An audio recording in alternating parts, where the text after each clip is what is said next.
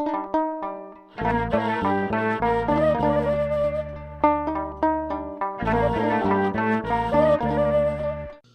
አብ ወወልድ ወመንፈስ ቅዱስ አሐዱ አምላክ አሜን። የተወዳችሁ በክርስቶስ በሰማያዊ ስፍራ በመንፈሳዊ በረከት የተባረካችሁ ብዙ ጸጋ፣ ብዙ ምሕረት፣ ብዙ በጎነት፣ ብዙ ደግነት የደረሳችሁ ከሰማያት ወርዶ ከእናታችን ከእመቤታችን ተወልዶ መስቀል ላይ በተሰቀለ ጊዜ ዕዳ በደላችንን ሲከፍል የተከፈለለት ሕዝብ የዳነ ሕዝብ ያደረጋችሁ መድኃኔዓለም ኢየሱስ ክርስቶስ የወደዳችሁ ብሩካን እግዚአብሔር ልጆች እንዴት ቆያችሁ?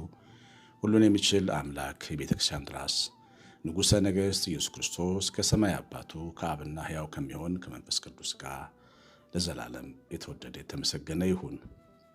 ቤተሰቦቻችን ሆናችሁ አብራችሁን ስላላችሁ ከልብ እግዚአብሔር ባርካችሁ። አዲስ ሰሚዎችን ቤተሰቦቻችን ስለምትሆኑና አብራችሁን ስለምትቀላቀሉ እናመሰግናለን እግዚአብሔርን። እናንተም እንኳን ደህና መጣችሁ እንላለን እግዚአብሔር ልጆች።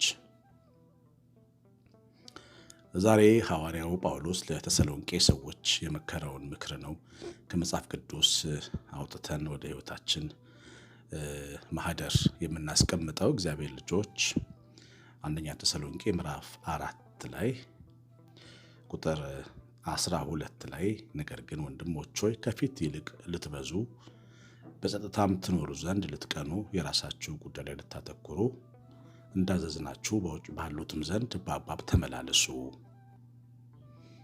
እንግዲህ እነዚህ በጣም አንኳር ሐሳቦች ናቸው። መብዛት በእግዚአብሔር ከመደሰት ከመባረክ ጋር የተገናኘ ነው። ሰው በእግዚአብሔር እምነት ሲበዛ፣ በእግዚአብሔር እምነት ቤቱ ሲሞላ፣ ልጆቹ በዛ እምነት ሲበረቱ፣ የዘሩ ቤተሰቡ ፍሬ ሁሉ በክርስቶስ ፍቅር የተሞላ ሲሆን ይሄ ዋናው ግንዱ ዋናው የቤተሰቡ ኃላፊ በእግዚአብሔር የመደሰቱ ምልክት፣ በክርስቶስ የመደሰቱ ምልክት፣ በሃይማኖቱ የመደሰቱ ምልክት ነው እና መብዛት ከእግዚአብሔር ጋር ባለን ግንኙነት ተለስቶ ከመኖር ጋር የተገናኘ ነው።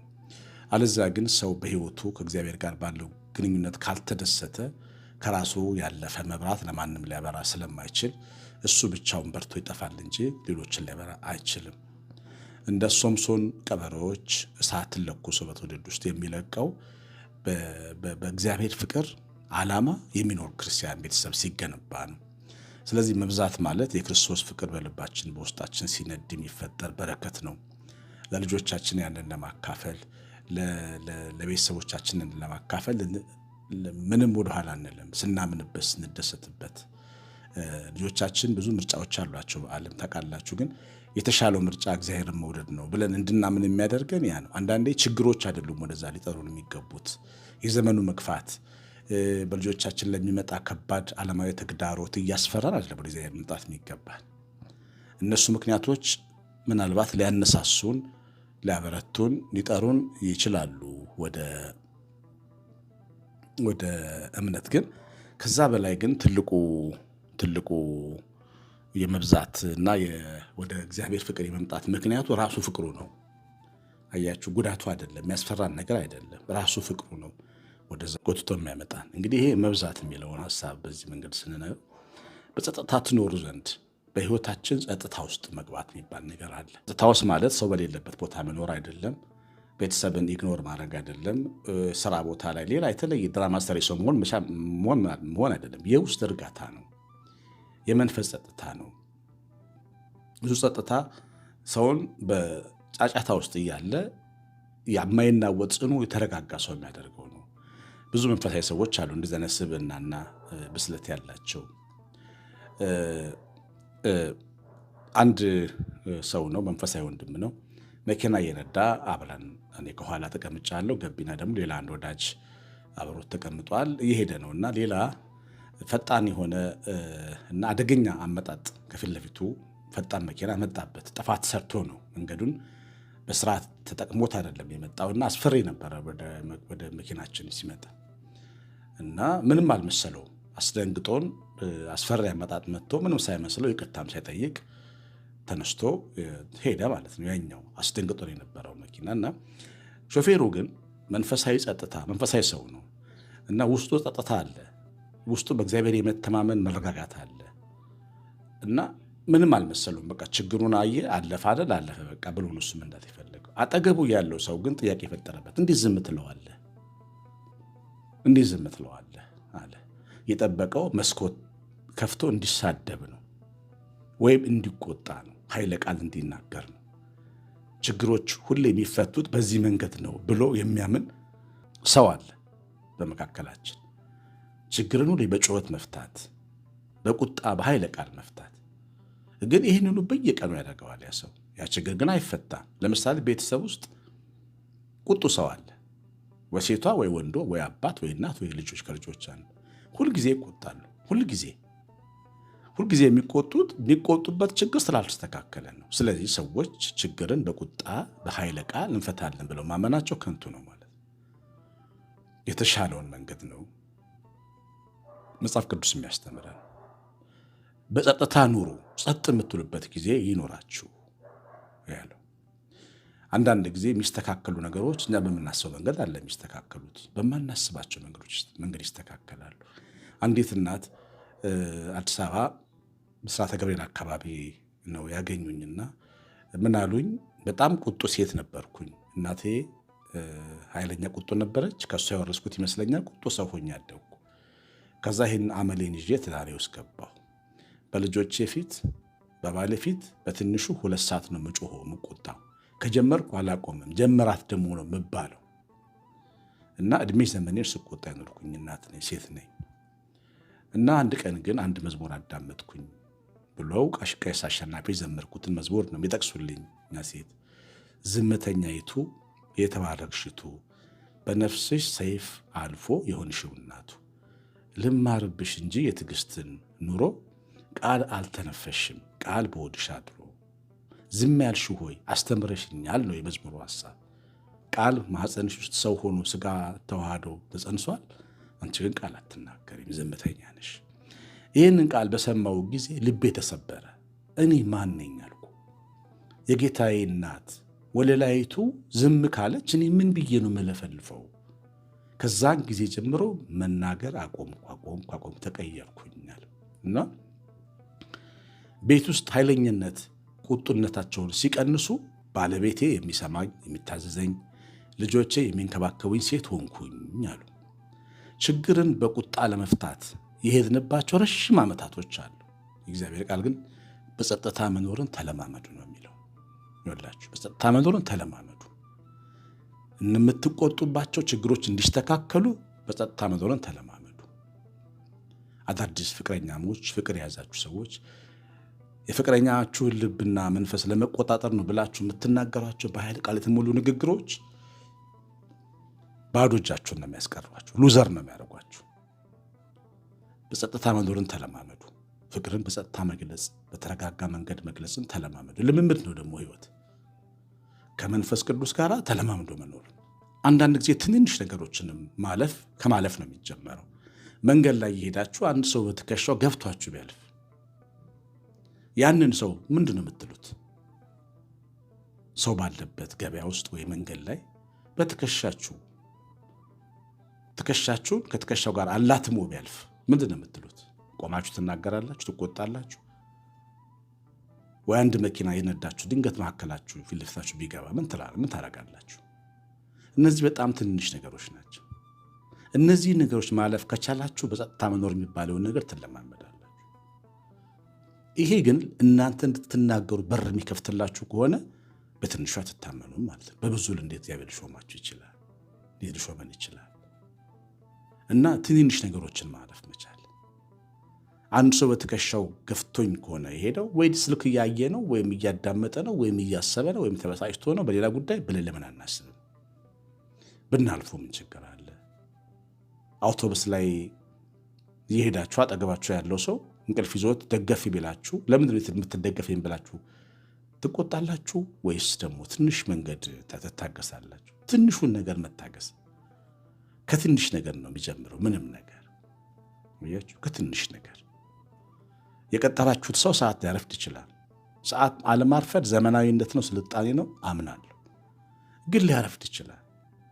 በማርፈዱ ኃይለ ቃል ለምን ይሰጠዋል?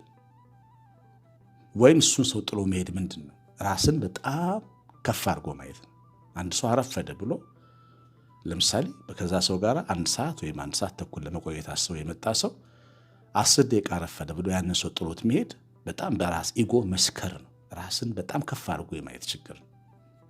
ከሰው ጋር የሚኖረው ግን ሰውን አንደርስታንድ አድርጎ ሰውን ተረድቶ የሰውን ደካማና ትናንሽ ነገሮችን አልፎ የሚችልም ከሆነ ትልቁን ነገር አልፎ ነው የሚኖር እና በጣም ቀላል የሚመስሉ ነገሮችን መልመድ፣ መተው፣ መታገስ፣ ማለፍ ያስፈልጋል እግዚአብሔር ልጆች። እና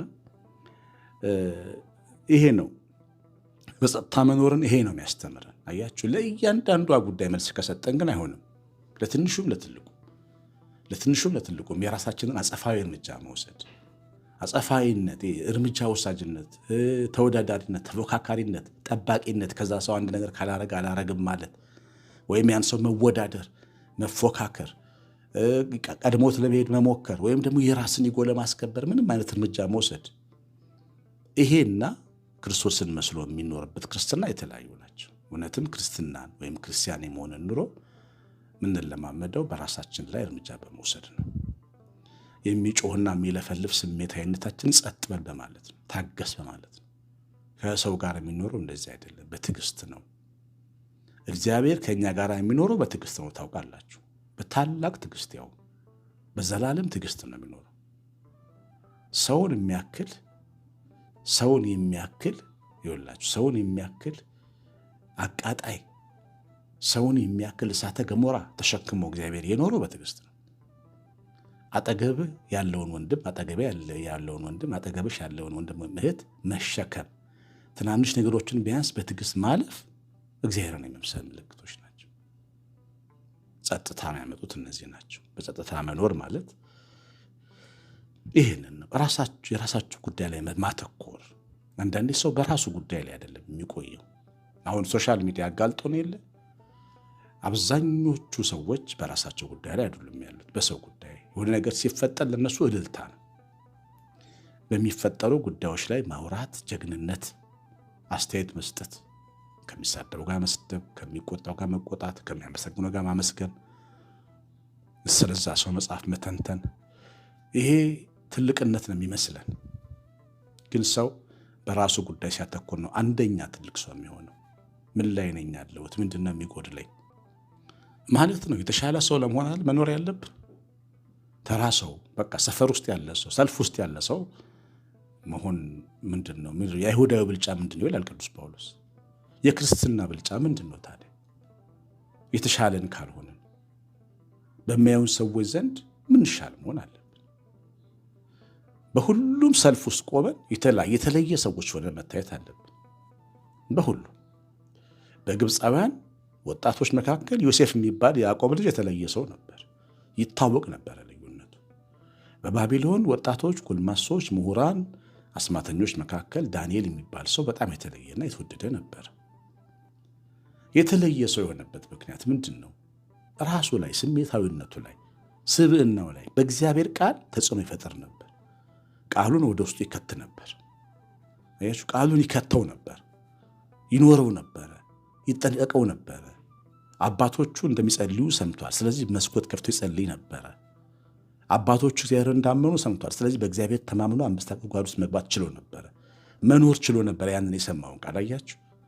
የራሱ ጉዳይ፣ ሰው በራሱ ጉዳይ ላይ የሚቆይ ከሆነ ዓለም በሰላምና በስልጣኔ ታድጋለች። ይገርማችኋል። የተሻለ ዘመናዊ ልክ ያለው መልክ ያለው ጠቃሚ ስልጣኔ ይኖራት ነበር። ግን ብዙ ጊዜ ሰዎች በሰው ጉዳይ ላይ ይቆያሉ። በሰው ጉዳይ ላይ ደግሞ የሚቆዩ ያልተማሩ ናቸው ይባላል። መንፈሳዊነት የሚጎላቸው፣ እውቀት የሚጎላቸው፣ አውቀውም ደግሞ መንፈሳዊ በስለት የሚጎላቸው ሰዎች ናቸው። እንደዛ እንዳንሆን መጠንቀቅ አለን። በራስ ጉዳይ ተሰበስበን ተቀምጠን በራሳችን ጉዳይ። አንድ ቀን አንድ አገልግሎት ላይ ነበረን እና ማታ ነው፣ መሸት ብለዋል። እኔ መኪና አነዳ ነበር እና አብረውኝ ገቡ። አንዳንዱ አብረውኝ የነበሩ ሰዎች ነበሩ፣ ምሸኛቸው አብረውኝ ገቡና ገብን የተቀመጠው ሰው የሰው ጉዳይ ያነሳ ማለት አንድ የሆነ የተፈጠረ ነገር ነበር፣ ሶሻል ሚዲያው ላይ የሚንቀሳቀስ። እንዴት ነው በዛ ጉዳይ ላይ ምን ትላለህ አለኝ።